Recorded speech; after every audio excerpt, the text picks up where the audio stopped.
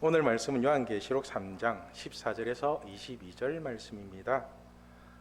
신약성경 402페이지 요한계시록 3장 14절에서 22절입니다. 뒤쪽에서 찾으시면 빠릅니다. 신약성경 402페이지입니다. 요한계시록 3장 14절에서 22절 말씀입니다. 우리 한 절씩 교독할게요. 라오디게아 교회의 사자에게 편지하라. 아멘이시오. 충성되고 참된 증인이시오. 하나님의 창조의 근본이신 이가 이르시되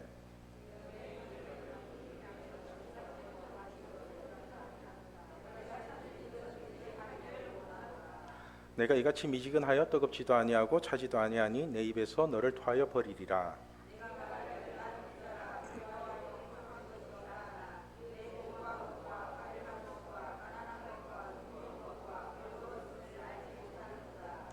내가 너를 권하노니 내게서 불로 연단한 금을 사서 부요하게 하고 흰옷을 사서 입어 벌거벗은 수치를 보이지 않게 하고 안약을 사서 눈에 발라 보게 하라.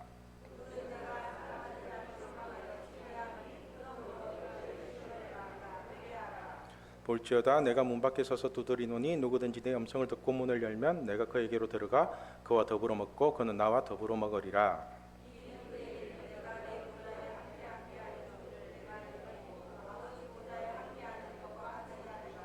다 같이 읽겠습니다.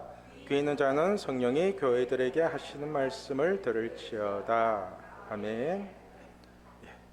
오늘은 자신의 마음을 냉정하게 점검하라. 자신의 마음을 냉정하게 점검하라는 주제로 하나님의 마음을 알아가도록 하겠습니다. 우리가 삶에서 참 이상한 관계가 있습니다. 어떻게 보면 너무 사랑해서 서로 죽지 못하는 사이가 되어야 되는데 어떨 때는 원수보다도 더 못한 사이로 살아가는 경우가 있습니다. 그것이 바로 부모와 자식과의 관계입니다. 참 신기하죠? 부모도 자식을 사랑하고 자식도 부모를 사랑하는데 그 속마음을 들여다보면 엄청난 갈등과 부글부글 끓어오르는 분노와 그 속에 숨어있는 냉랭함이 들어있습니다. 여러분들은 혹시 금쪽 같은 내 새끼를 보시나요? 금쪽 같은 내 새끼? 이 프로그램을 볼 때 누구의 잘못이 큰 것 같아요? 금쪽의 잘못이 큰 것 같아요? 아니면은 부모의 잘못이 큰 것 같아요? 그죠. 제가 보기에는 대부분 부모의 잘못 때문에 금쪽이가 생기는 것 같아요. 아이가 싫다는 것을 부모가 억지로 시키다 보니까 자꾸만 갈등이 커지고 좋아야 할 관계가 탁해지는 것입니다. 예를 들면은 금쪽이는 음악을 하고 싶은데 부모는 공부하래요. 금쪽이는 미술을 하고 싶은데 부모는 자꾸 공부하래요. 금쪽이는 까불고 놀고 춤추고 그렇게 돌아다니고 싶은데 부모는 자꾸 책상에 앉아서 공부 열심히 해서 좋은 대학 가래요. 그러면서 하는 말이 이게 다 너를 위해서 그러는 거라고 그렇게 말을 합니다. 그러니까 금쪽이가 미치는 거죠. 그죠? 사랑해야 할 부모를 미워하지도 못하고 사랑하지도 못하고. 제가 우리 중고등부 학생들하고 얘기를 해봐도 이런 갈등이 엄청나게 많거든요. 과연 이게 자식을 위한 걸까요? 아니면은 부모님의 욕심을 채우기 위한 걸까요? 그렇죠? 제가 생각하기에는 하기 싫은 것을 억지로 시키기보다는 자신이 하고 싶은 것을 찾아가도록 자유롭게 두고 그리고 자신이 선택한 것에 대한 책임감을 키워주는 게 더 멋진 인생을 살게 할 거라고 생각을 하거든요. 그렇죠? 왜냐하면 하나님은 모든 사람에게 달란트를 주셨기 때문에 하나님이 주신 달란트를 찾으면은 하나님이 길을 열어주는 인생을 살게 될 거잖아요. 그죠? 하나님은 사람을 로봇으로 만든 게 아니라 자유의지를 주셨습니다. 그리고는 그 완전하신 하나님마저도 우리의 자유의지로 선택하게 만드셨거든요. 그래서 선악을 알게 하는 나무를 만드시고는 사람이 먹지 못하도록 강제적으로 막으시는 것이 아니라 우리의 자유의지를 가지고 안 먹길 바라셨던 겁니다. 창세기 3장을 보면은 하나님이 사람이 선악과를 먹고 난 뒤에 하나님이 생명나무를 먹지 못하도록 아예 그 길목을 지켜버리거든요. 창세기 3장 24절을 보면은 이같이 하나님이 그 사람을 쫓아내시고 에덴 동산 동쪽에 그룹들과 두루 도는 불칼을 두어 생명나무의 길을 지키게 하시니라. 이렇게 불칼로 생명나무를 지킬 수 있었다면은 선악을 알게 하는 나무도 처음부터 원천 차단을 하면 되는데 하나님은 그렇게 하지 않으시고 아빠를 사랑하는 마음으로 먹지 말라고 명령을 하신 겁니다. 그러니까 하나님의 생각은 아무리 좋은 것이라도 억지로 시켜봐야 그것이 결코 좋은 게 아니라는 겁니다. 그죠? 원래 사랑이라는 게 그런 거잖아요. 사랑이라는 게 마음에서 우러나오는 것을 스스로 지키는 게 사랑이지 강요에 의해서 하는 게 무슨 사랑이에요. 불칼로 선악과를 지키면 안 먹고 뭐 불칼로 안 지키면 먹고 그게 무슨 사랑이냐고요. 그냥 하나님이 먹지 말라고 하니까 아빠를 사랑하는 마음으로 그 말씀을 지키는 게 진짜 사랑이잖아요. 그죠? 그래서 사랑이나 결혼은 강제로 하는 것이 아니라 서로가 좋아서 하는 거잖아요. 서로가 좋아서. 서로가 좋아하지도 않는 사람을 조건이 좋다고 억지로 결혼을 시키면은 그 인생이 과연 행복할까요? 사랑은 없는데 직업은 좋고 집안도 좋고 인물도 좋고 학벌도 좋고 그래서 억지로 결혼시키면 과연 행복할까요? 마찬가지로 공부도 그렇고 직업도 그렇고 자신에게 맞는 것을 스스로 찾아가도록 가르치면 되는데 싫어하는 것을 억지로 시키는 바람에 부모와 자식 사이의 갈등이 점점 더 심해지는 것 같습니다. 여러분, 우리가 무언가를 억지로 하게 되면 어떤 문제가 생기는지 아세요?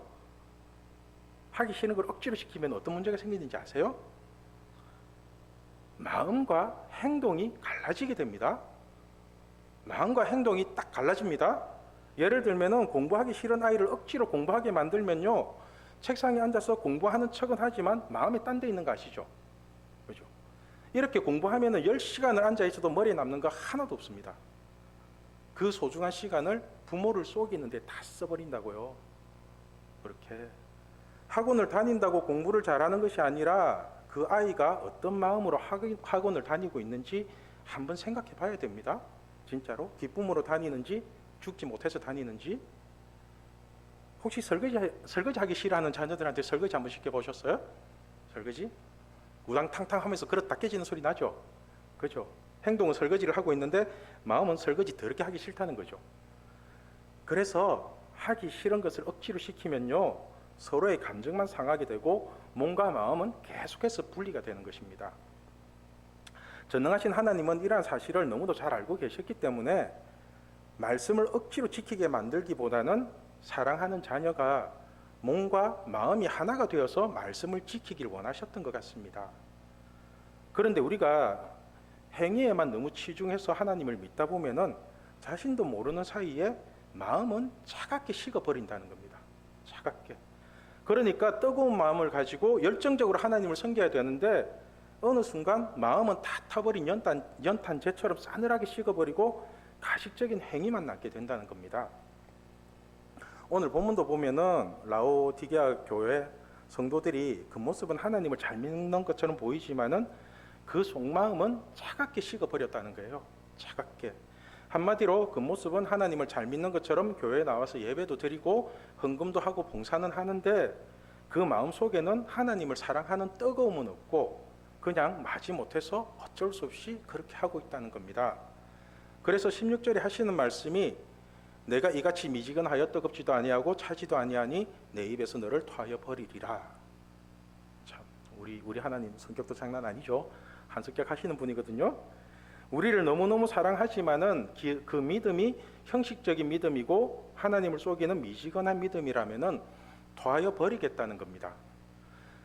그렇다면 도대체 우리가 뭘 잘못 믿고 있길래 하나님이 이렇게까지 말씀하시는지 세 가지 질문을 통해서 한번 살펴보도록 하겠습니다. 첫 번째 질문은 지금 나의 마음은 차가운가 뜨거운가? 지금 나의 마음은 차가운가 뜨거운가? 15절 말씀을 보면은 하나님은 우리에게 차갑든지 뜨겁든지 둘 중에 하나만 하기를 원하고 계십니다. 우리 15절 말씀 같이 읽겠습니다. 내가 내 행위를 아노니 내가 차지도 아니하고 뜨겁지도 아니하도다. 내가 차든지 뜨겁든지 하기를 원하노라. 하나님은 우리의 행위를 안다고 하시면서 내가 차갑지도 뜨겁지도 않다고 말씀하십니다. 우리의 행위는 알고 계신데요. 그리고는 차갑든지 뜨겁든지 하기를 원한답니다. 여러분은 지금 차가운 것 같아요? 뜨거운 것 같아요? 어때요? 차가워요? 뜨거워요? 미지근해요? 그죠? 많은 사람들이 오늘 본문에서 오해를 하는 게 뭐냐면은 뜨거운 것은 하나님을 향한 뜨거움이라고 이해를 하는데 차갑다는 게 뭔지를 잘 모른다는 겁니다. 차갑다는 거. 하나님이 원하시는 차가운 건 뭘까요? 뭔 것 같아요? 하나님을 믿으면 믿고 말리면 말고 이런 걸까요? 모든 사람이 구원받기를 원하시는 하나님이 그런 뜻으로 말씀하시는 건 아니라는 거 아시죠? 그죠? 차갑다는 게 뭐냐면은 자신의 속마음을 냉정하게 분석해서 자신의 믿음이 진짜인지 가짜인지를 점검하라는 겁니다. 자신의 속마음을 냉정하게 분석하라는 거예요. 사람들은 자신의 행위를 가지고 믿음을 드러내는 경우가 종종 있습니다. 그런데 그러한 행위 속에는 마음은 없고 그 행동만 있다면은 그 믿음은 미지근한 믿음이고 짝퉁이라는 겁니다. 예를 들면은 우리가 한 여자를 진짜로 사랑하면은 마음도 그녀에게 있고 생각도 그녀에게 있고 몸도 그녀에게 있어야 되는 게 맞죠. 그죠? 그런데 몸은 A라는 여자를 만나면서 마음은 B라는 여자에게 있으면은 뭔가 이상하잖아요. 뭔가가 바람 피우는 것도 아니고 불륜은 아닌데 그렇다고 정상은 더더욱 아니잖아요. 그죠? 이렇게 몸 따로 마음 따로 노는 게 미지근한 사랑이라는 겁니다. 미지근한 거. 우리 여성분들 남자에게 이런 사랑을 받는다면 기분 좋겠어요? 몸은 같이 있는데 마음은 딴 여자에게 있고 기분 더럽지 않겠어요? 그죠? 남성분들도 사랑하는 여자가 몸 따로 마음 따로 그렇게 논다면 기분 더럽잖아요. 마찬가지로 우리 하나님을 사랑한다고 하면서 몸 따로 마음 따로 노는 이런 이중적인 믿음이 가능하냐는 거예요. 우리가 하나님을 진짜로 사랑한다면은. 그래서 행위를 보면 하나님을 사랑하는 것처럼 뜨거운데 마음은 돈에 있거나 자기 이익에 있다면 그것이 바로 차지도 뜨겁지도 않은 미지근한 신앙이라는 겁니다. 그래서 하나님은 우리에게 미지근한 마음으로 아빠를 속이지 말고 차라리 자신의 마음을 냉정하게 분석해서 다시 뜨거운 믿음으로 돌아오라는 것입니다. 이것을 어디서 보면 알 수 있냐면은 17절과 18절 말씀을 통해서 알 수 있습니다. 17절을 보면은 내가 말하기를 나는 부자라 부요하여 부족한 것이 없다 하나 내 공고한 것과 가련한 것과 가난한 것과 눈먼 것과 벌거벗은 것을 알지 못하는도다. 이 말씀은 우리가 겉모습과 속마음을 말씀하는 거거든요. 우리 겉모습과 속마음. 자 보세요. 우리의 겉모습이나 말하는 것을 들어보면은 옷도 멀쩡하게 입고 별 문제 없이 잘 살고 있다고 말은 하지만은 그 속을 들여다보면은 공고하고 가련하고 가난하고 눈멀고 벌거벗었다는 것입니다. 그러니까 우리의 행위로만 보면은 교회에 와서 예배도 잘 드리고 감사헌금이나 11조 같은 헌금 생활도 잘하고 나름 신앙생활을 잘하고 있다고 말은 하지만은 그 마음을 보면은 하나님을 사랑하는 뜨거움은 다 사라지고 싸늘하게 식은 형식만 가지고 있지 않냐는 겁니다. 그죠? 그리고는 18절에 하시는 말씀이 우리 같이 읽겠습니다. 내가 너를 권하노니 내게서 불로 연다는 금을 사서 부요하게 하고 흰옷을 사서 입어 벌거벗은 수치를 보이지 않게 하고 안약을 사서 눈에 발라 보게 하라. 아멘. 자, 이게 무슨 말이냐면은 먼저 불로 연다는 금을 사서 부요하게 하랍니다. 그러니까 우리가 돈을 많이 벌고 헌금을 많이 드린다고 해서 부자가 아니라 오히려 뜨거운 마음을 가지고 정금 같은 믿음을 가지는 게 진짜 부자라는 겁니다. 진짜 부자.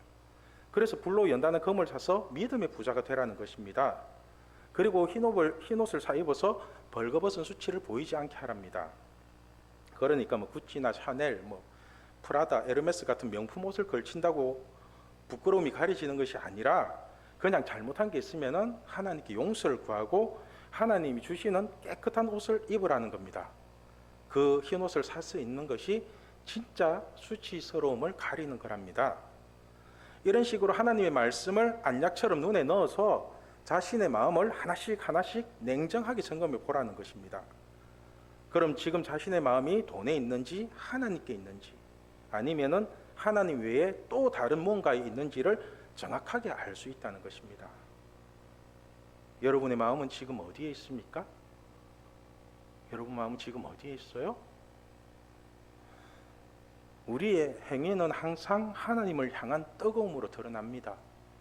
그러나 행위는 뜨거운데 그 마음이 뜨거운지 차가운지는 본인이 잘 알고 있을 것입니다.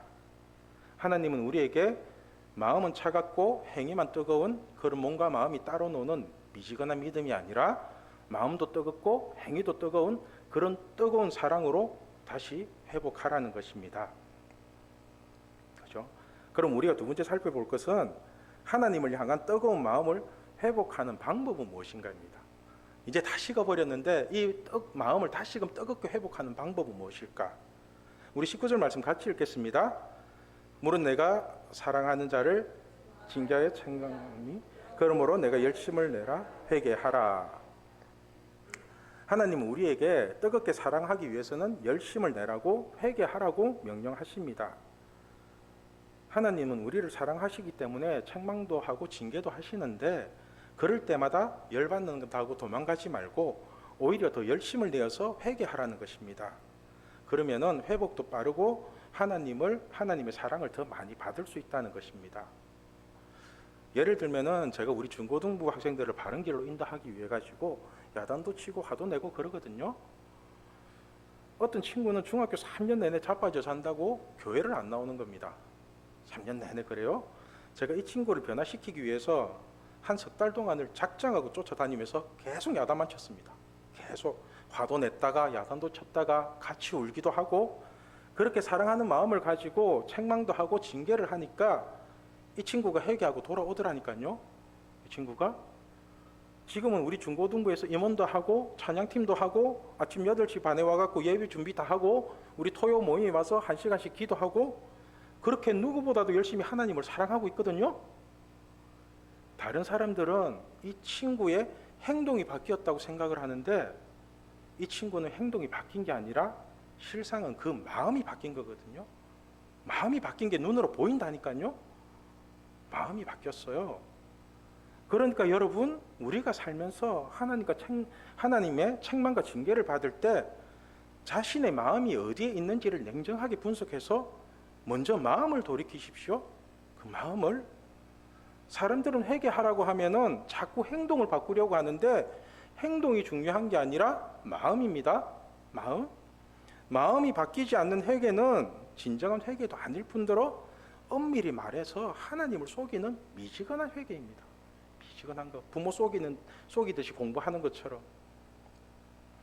하나님은 우리의 마음이 하나님께 있기를 원하는 것이지 가식적인 행동을 원하는 게 아닙니다. 그래서 회개를 하더라도 마음이 바뀔 때까지 열심을 내어서 회개를 해야 하는 것입니다. 여러분들도 자녀들을 한번 야단쳐 보셨죠? 그죠? 자녀들 야단쳐 보면은 아실 거예요. 저 인간이 마음이 바뀌었는지 행동으로 바뀐 척만 하고 있는지 아시죠? 여러분들도 보시면은 그죠? 행동이나 말은 지금 당장이라도 바뀐 척 할 수 있지만은 마음은 절대로 쉽게 바뀌지 않습니다. 오랜 시간이 걸립니다. 군인들이 그렇게 빡시게 훈련을 받고 아침 6시 30분에 기상, 10시에 취침, 2년을 그렇게 훈련을 받아도 제대하고 나면은 언제 그랬냐는 듯이 2달 만에 다 제자리로 돌아오잖아요. 그죠? 훈련 받는다고 해서 어떤 애구심이 생기는 게 아니거든요.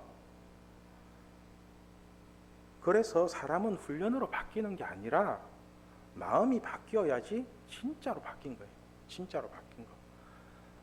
여러분, 하나님이 우리를 야단칠 때는 하나님께 돌아오기만 하면은 모든 것을 용서해 줄 작정을 하고 야단을 치시는 겁니다. 그래서 회개할 기회를 준다는 것 자체가 우리를 향하신 하나님의 사랑입니다. 사랑. 그러니까 회개할 때 행동을 바꾸려고 하지 마시고 자신의 마음이 바뀌었는지를 냉정하게 점검해 보시기를 바랍니다. 여러분들도 자녀가 사고치고 다니는 거에 어쩔 수 없지만은 부모를 속이려고 할 때 더 꼴보기 싫잖아요. 그죠? 그래서 진정한 회개는 마음이 먼저 바뀌는 것입니다.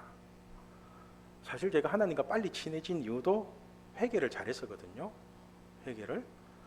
제가 한 번은 하나님께 물어봤어요. 아빠는 내가 어디가 그렇게 좋아요? 이렇게 물어봤거든요. 여러분들도 한 번씩 그런 거 물어보세요. 하나님한테. 아빠처럼 물어보세요. 그렇게 물어보니까 하나님이 하시는 말씀이 제가 회개하는 모습이 그렇게 이뻐 보였대요.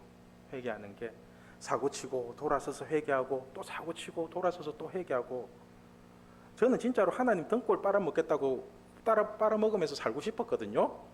그럴 때마다 하나님이 생각지도 못한 방법으로 문제가 터지게 하더라고요. 그럼 어떻게 해요? 문제 터졌는데 그때마다 회개했죠.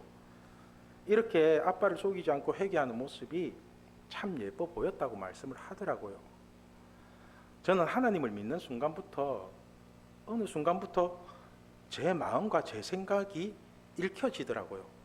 제가 어떤 생각으로 살고 있고 어떤 마음으로 이렇게 하고 있는지가 다 읽어지는 거예요. 그럴 때마다 제가 하나님을 속이는 부분이 있다면 그때마다 바로바로 회개를 했거든요. 이렇게 하나님을 속이지 않는 모습이 아빠가 보시기에 너무너무 예뻤다는 겁니다.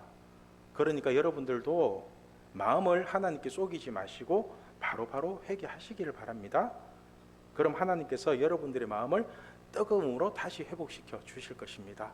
아시겠죠? 마지막으로 우리가 함께 살펴볼 것은 하나님 왜 우리에게 강제로 들어오지 않고 문 밖에 서서 두드리고 계실까입니다. 왜 두드리고 계실까?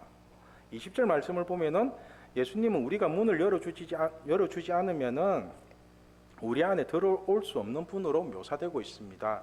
우리 20절 말씀 같이 읽겠습니다. 볼지어다 내가 문 밖에 서서 두드리노니 누구든지 내 음성을 듣고 문을 열면 내가 그에게로 들어가 그와 더불어 먹고 그는 나와 더불어 먹으리라.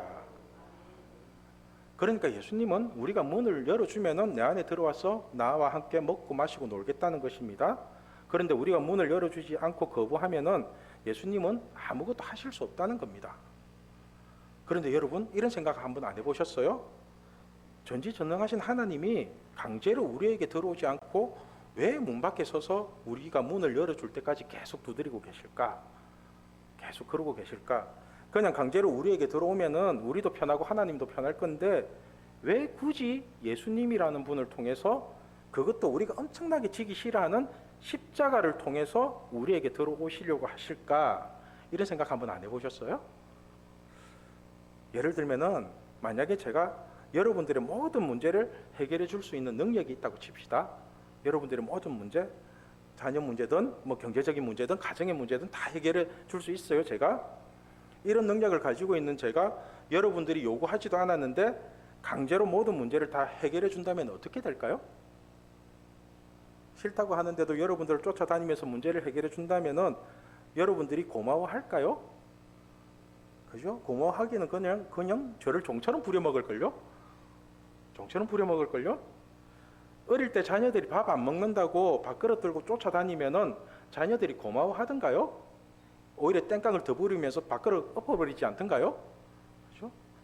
그래서 하나님은 우리에게 성경 말씀이라는 정확한 기준을 주시고 우리가 마음 문을 열고 그 말씀을 받아들일 때까지 기다리고 계시는 겁니다. 기다리고. 그래서 우리가 그 말씀을 마음으로 받아들였을 때 그 말씀이 나에게 이루어지는 것입니다. 이게 하나님이 일하시는 원칙이거든요. 하나님은 반드시 이 방법으로만 일을 하십니다. 마리아가 예수님을 잉태할 때도 하나님의 말씀을 마음으로 받아들이잖아요. 마음으로. 누가복음 1장 38절을 보면은 마리아가 이르되 주의 여종이오니 말씀대로 내게 이루어지이다 하며 천사가 떠나가니라. 그죠? 여러분, 하나님은 지금도 우리에게 아빠 말씀으로 살라고 우리의 마음 문을 계속 두드리고 계십니다. 그런데 우리는 아직까지 선악과를 먹으라는 뱀의 말에 속아서 세상의 논리로 살아가고 있는 것 같습니다. 세상이 돈돈돈 거리는데 교회도 돈돈돈 거리고 있고, 세상이 공부하니까 교회도 공부 이루고 있고, 그래서 지금 우리 아이들이 몸과 마음이 갈라져 가지고 몸은 억지로 교회를 나오는데 마음은 다 세상에 있는 것 같습니다. 다 갈라져 버렸어요. 몸과 마음이. 교회에 있으면 뭐예요? 하나님 믿겠다는 결심 한 번을 안 하고 사는데. 여러분, 하나님 잘 믿고 싶으세요?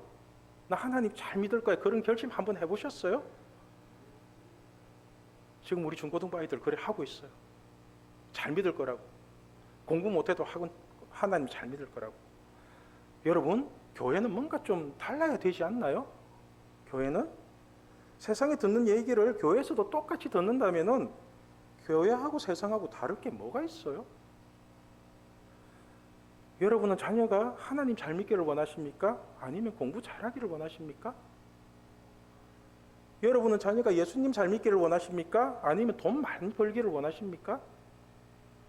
입술은 하나님 잘 믿기를 원한다고 하실지는 몰라도 마음은 어떤 것을 원하고 계십니까? 하나님도 잘 믿고 공부도 잘하고 돈도 잘 벌고 그렇게 하나님과 재물을 겸하여 섬기고 계십니까? 여러분, 교회는 하나님의 말씀을 마음으로 믿게 만드는 곳입니다. 하나님의 말씀을 행동으로 나누는 게 아니라 마음으로 믿게 만드는 곳입니다. 그래서 행위가 중요한 것이 아니라 마음이 중요한 것입니다. 마음으로는 믿지 않는데 행위만 강요하다 보면은 전부 다 바리새인이 되지 않겠어요? 전부 다.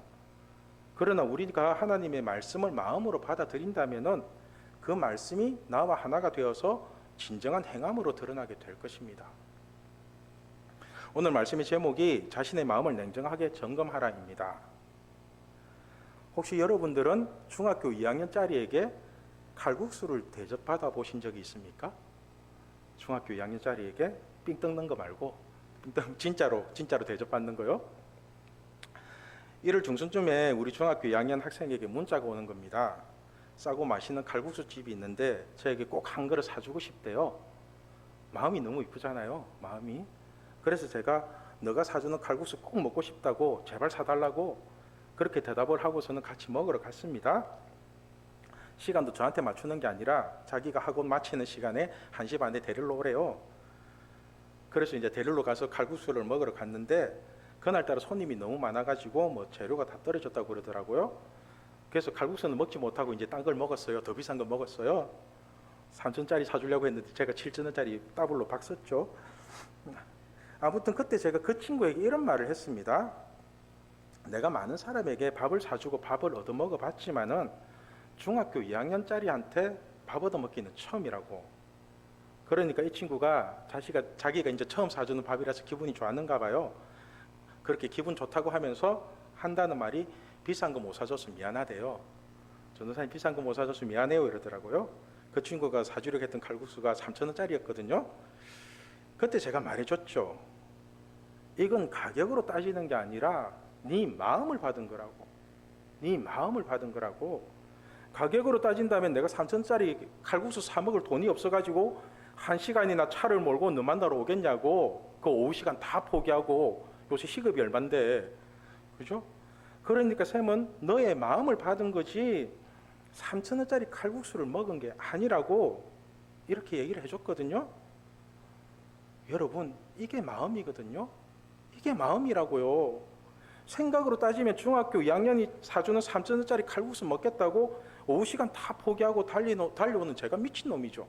이론적으로 따지면. 그죠? 그것도 내 시간에 맞추는 게 아니고 지 시간에 맞춰갖고 오라고 그러고. 가성비로 따지면 제로잖아요. 제로가 아니라 마이너스입니다. 마이너스. 그런데 이 친구의 마음으로 따지면은 3,000원짜리 칼국수가 아니라 3천만 원짜리도 넘는 가치가 있다고요. 3천만 원이 뭐예요? 뭐 안 되지. 하나님이 그 마음을 받으시는 거잖아요. 그거를. 여러분은 중학교 2학년 학생에게 이런 따뜻한 마음을 받아보신 적이 있습니까? 진짜 계산할 때 제가 계산 안 하고 중학교 2학년짜리가 계산을 하니까 사장님이 무슨 아동 학대하는 줄 알고 저를 이렇게 쳐다보더라고요. 얼마나 뻘쭘한지 아세요? 아무튼 저는 그날 너무너무 행복했습니다. 너무너무 행복했어요. 이 아이의 마음이 너무 따뜻해서 이렇게 여러분들에게 자랑까지 하는 겁니다. 어쩌면 하나님도 우리에게 이런 따뜻한 마음을 원하고 계시지 않을까요? 3,000원짜리가 중요한 게 아니잖아요. 비싼 거 못 사주고 그런 게 중요한 게 아니잖아요. 행위는 3,000원짜리일지 몰라도 마음은 3천만 원이 넘는 그런 뜨거움. 그 뜨거움. 여러분은 지금 어떤 상태입니까? 여러분의 마음은 지금 어때요? 하나님을 향한 뜨거움을 가지고 있습니까? 아니면 다 식어버린 마음으로 행위만 가지고 있습니까? 저는 사실 행위는 없더라도 하나님을 향한 뜨거운 마음이 회복되면 좋겠습니다. 그 뜨거움이 다시금 회복되면 좋겠습니다. 사랑은 행위가 아닌 마음입니다. 사랑은 마음으로 하는 거지 행위로 하는 거 아니잖아요. 그래서 찬양을 해도 뜨거움으로 하고 기도를 해도 뜨거움으로 하고 말씀을 들어도 뜨거움으로 들으면 좋겠습니다. 이 뜨거움을 가지고 하나님을 더욱 사랑하면 좋겠습니다. 하나님은 저와 여러분을 너무너무 사랑하고 계십니다. 그래서 하나님은 성경을 통해서 우리가 아프지 않고 행복하게 살 수 있는 모든 비밀을 다 기록해 놓으셨습니다. 베드로전서 5장 10절 말씀을 보면은 고난 당하는 우리를 친히 지켜주시겠다고 약속을 하십니다. 우리 같이 읽겠습니다. 모든 은혜의 하나님 곧 그리스도 안에서 너희를 부르사 자기의 영원한 영광에 들어가게 하시니가 잠깐 고난 당한 너희를 친히 온전하게 하시며 굳건하게 하시며 강하게 하시며 터를 견고하게 하시리라. 아멘. 여러분, 말씀이신 예수님은 계속해서 우리의 마음 문을 두드리고 계십니다. 행위로만 사랑하지 말고 마음에서 우러나오는 뜨거움으로 아빠를 사랑해 달라고 그렇게 우리의 마음 문을 계속해서 두드리고 계십니다. 이제라도 우리가 마음 문을 열고 하나님의 말씀을 뜨겁게 받아들인다면은 세상에서 고난 당하는 우리를 친히 온전하게 하시며 친히 굳건하게 하시며 친히 강하게 하시며 친히 터를 견고하게 하실 것입니다. 이것이 뜨거운 마음으로 우리를 사랑하시는 하나님의 약속입니다.